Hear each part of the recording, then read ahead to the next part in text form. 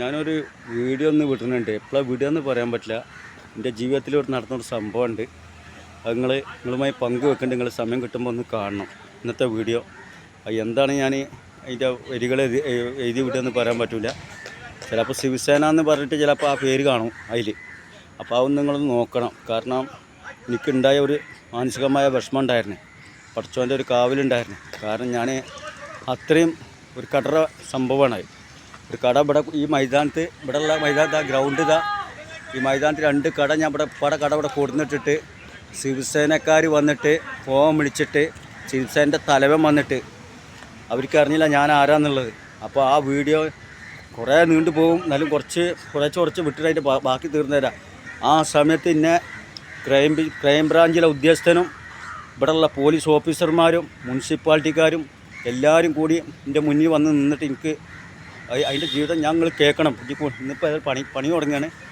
ഞാൻ ആ വീഡിയോ എവിടെയാണ് എൻ്റെ കട എന്നുള്ളതും അതിൻ്റെ യഥാർത്ഥ സത്യങ്ങൾ എൻ്റെ ഭാര്യയുടെ മൂത്ത ആങ്ങളുണ്ട്. 5 നിസ്കാരം ഓത്തും ഖുർആനൊക്കെ പാരായണം ചെയ്യുന്ന മനുഷ്യനാണ്. ആ മനുഷ്യർക്ക് വരെ എൻ്റെ യഥാർത്ഥ ജീവിതചരിത്രം.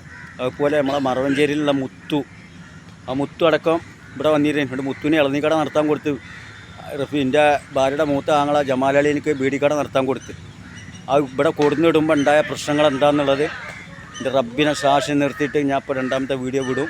നിങ്ങൾ കാണേണ്ടവർ കാണുക. കാരണം ഓരോ മനുഷ്യൻ്റെ യഥാർത്ഥ സംഭവങ്ങളാണ്. അതിൽക്കൂടെ കൂട്ടിച്ചേർക്കൂല. അതിൻ്റെ അള്ളി റസൂലും അങ്ങനെ ഞാൻ കൂട്ടിച്ചേർത്തിട്ടുണ്ടെങ്കിൽ എനിക്ക് ഈ അള്ളാഹിൻ്റെ അടുത്തേക്ക് പോയി കഴിഞ്ഞാൽ എനിക്ക് സ്വർഗം കിട്ടരുത്. എന്നെ നരകത്തി കൊണ്ടുവരണം. കാരണം വെച്ചാൽ അങ്ങനത്തെ ഇത്തിരി ആൾക്കാരൊക്കെ നമ്മളൊക്കെ ആ പടച്ചോൻ്റെ അടുത്തേക്ക് കയറി ചെല്ലണമാണ്. ഞാൻ മാത്രമല്ല. ഞാനിങ്ങനെ വീഡിയോ എടുത്ത് വിടും. ജനങ്ങളെ അരങ്ങൊള്ളിക്കും. പക്ഷേ എല്ലാവരും ചെല്ലേണ്ട ഒരു സ്ഥലമുണ്ട്. എല്ലാവരും ഭൂമിയോട് ലോകത്തോട് വിട പറഞ്ഞു പോകേണ്ട സ്ഥലമുണ്ട്. അവിടെ എൻ്റെ വീഡിയോ കണ്ട അത്രയും ജനങ്ങളുണ്ടെങ്കിൽ ആ ജനങ്ങൾ തീരുമാനിക്കും എന്നെ നരകത്തിക്ക സ്വർഗത്തിക്ക ഇടേണ്ടെന്നുള്ളത്. അതിൽ ഏതെങ്കിലും ഒരു മനുഷ്യൻ പറഞ്ഞാൽ മതി ഓനെ നരകത്തിക്ക് ഇടുന്നു. കാരണം അത്രയും വേണ്ടാത്ത വീഡിയോ ഞാൻ കണ്ട ജനങ്ങളിലേക്ക് ശ്രദ്ധ കൊടുത്തത്. അപ്പോൾ അത് പാടില്ല. യഥാർത്ഥ സത്യത്തിൻ്റെ വഴിക്കൂടെ യൂട്യൂബ് ഉണ്ടാക്കിയാലും ആരുണ്ടാക്കിയാലും ശരി അത് നല്ല കാര്യങ്ങൾ പറഞ്ഞു വിട്ടോളി.